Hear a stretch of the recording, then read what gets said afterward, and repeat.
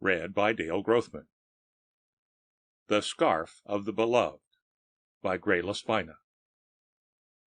The night was dark and gloomy, but for him it was better so. The thick darkness, the approaching storm, all made detection less probable.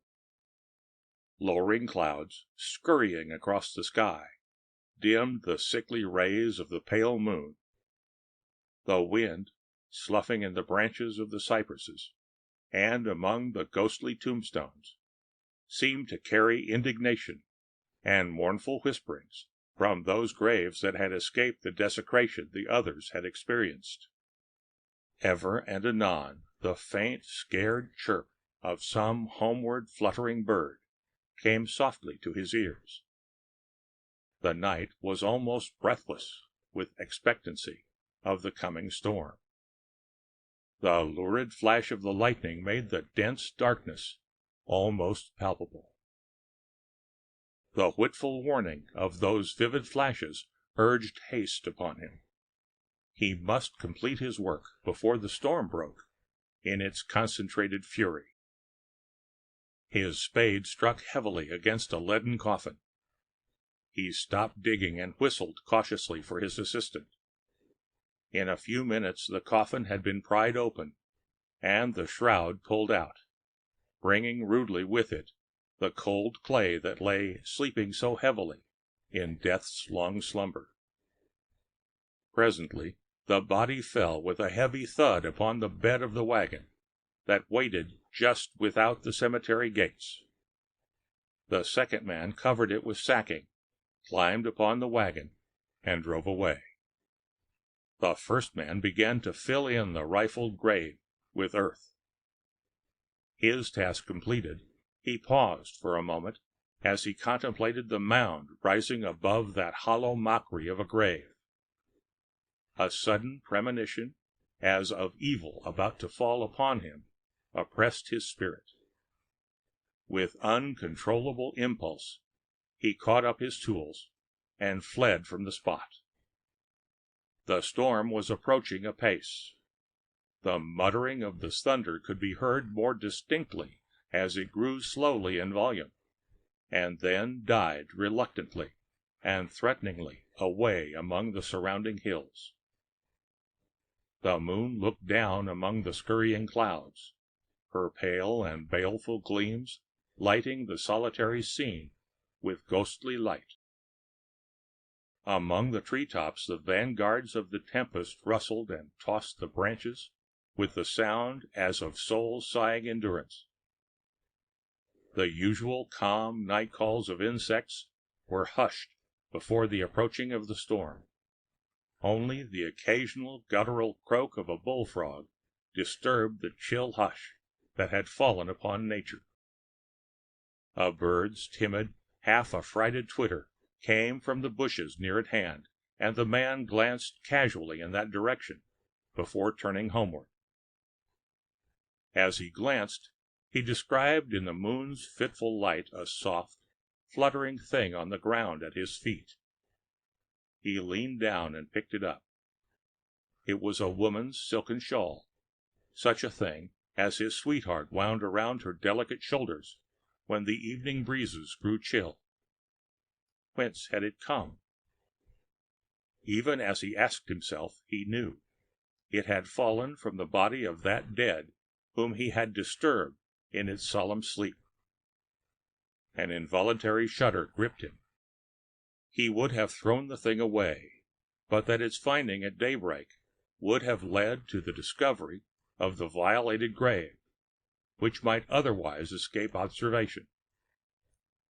The wind grew chiller, and yet more chill. Autumn had set in with a will, and was sweeping down on the wings of the flying tempest. The boughs of the trees swept lower and lower. The rustling among them grew more audible, more pronounced. It was as if the spirits of the dead were revisiting the scene of their last resting place, crying out in horror and loathing upon the man who had ruthlessly broken in on the slumber of so many of their sad company. whispering and murmuring and muttering among the trees, and rushing around the tall tombstones that shone in the weird whiteness from out of the surrounding gloom. The wind flung itself upon the solitary figure of the man, who stood as if frozen to the spot, his gleaming eyes fixed with a stony stare on the frail, shimmering, cobwebby thing in his hand. Paler than the dead who lay so still in their quiet rest in the churchyard, colder than the very touch of death itself, rigid as the body when the breath is gone forever.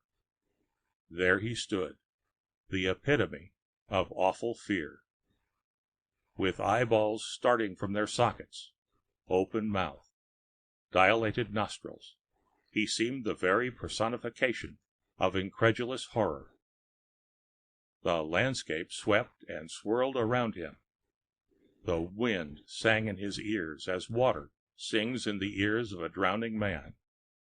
It tugged and pulled and beat at him as he stood immovable, clutched fast in the grasp of an awful fear, a horrible surmise. In those outstretched hands lay the silken trifle, upon which his gaze was fixed with terrible intensity. The scarf was that of his promised wife. Only too well he knew it, that shimmering, lacy scarf he had so often seen about her shoulders. It was hers, hers, hers. It seemed centuries that he stood there, eons of agony through which he passed in a fleeting moment.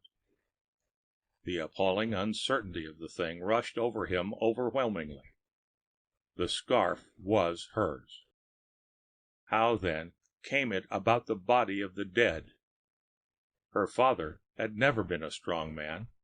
Perhaps an attack of heart trouble, something sudden. The barest idea that he had profaned that grave, the grave of her father, lacerated his heart with remorse. He dared not admit to himself, in that moment of horrible dread and uncertainty, the doubts that began to assail him.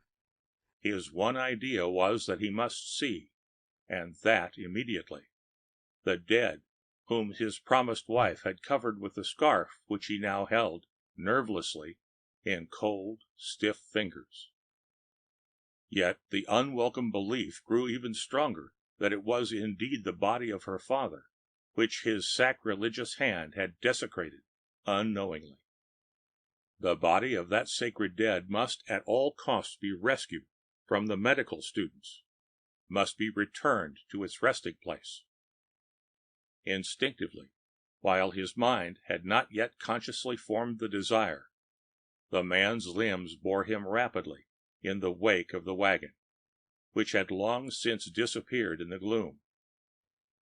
He walked rapidly ahead, hushing the thoughts that hammered and clamored at the portal of his brains for admittance. The road was rough and the way long, but he walked steadily forward, as if in a trance. That the storm had already begun to batter on the trees bordering the road, he did not even notice. The rain had not yet come, but the wind had sent reinforcements to aid the vanguard, which, during the earlier part of the night, had been rustling and pushing about among the trees. There was a continuous dull roar as the thunder grew in volume and came nearer. The noise of the wagon wheels had died away, but the dark figure in the road toiled painfully onward. Now the lights from the medical annex dimmed through the gloom and the mist of blurred boughs that swept backward and forward before the night wanderer, revealing themselves. The wagon stood without. He ran to it, panting. It was empty. He hurried to the dissection room and pushed against the door. No one answered his low call. He pressed his face against the window in a vain attempt to see within, but the curtain had been closely drawn. At last, replying to his impatient knocks, A hand lifted it ever so slightly, and a face looked into his, blanching as it looked. For a moment the man outside forgot his errand in the chill shudder that swept through him at the sight of that face gloomed over with shrinking abhorrence. There was a murmur of low voices. The door opened cautiously, and 2 or 3 students whom he knew emerged and closed it behind them. Portrayed on every countenance was the same look of horror and repugnance and loathing that had so startled him in the face of the man who had looked at him from the window. He pushed his way toward the door. They shrank before him as he advanced. He demanded entrance in a voice that he scarcely knew as his own, a voice that had died away, failing him at the looks of dread and frozen horror on the faces confronting him. No one spoke. Each gazed at the others, avoiding his proximity as they might have avoided contact with a man stricken with pestilence. He thought he heard the whispered word Nemesis, but it came from as remote distance as might have come a dream voice. Once more he made his request, but now it was in the manner of one who demands. A student pointed wordlessly, and he gathered from the gesture that the way was open to him. As he grasped the knob, the students with one accord melted away from the spot, unhallowed by its associations with robbery of the grave. The man crossed the threshold, and the wind pushed shut the door behind him with its invisible, malignant fingers. He moved across the room, still holding the silken scarf in his nerveless fingers. He paused before the table whereupon lay the dead whom he had that night dragged out of the peaceful grave. With a quick gesture he tore away the sheet that concealed the cold and lifeless clay. A tress of hair, rich, waving, auburn, trailed upon the floor. One horrible, dissonant scream of bitter anguish shrilled from his lips, reverberated through the room, and wailed out on the chill night wind into the ears of the shuddering students dashing across the campus. The body was that of his promised bride. The end of The Scarf of the Beloved by Greye Spina.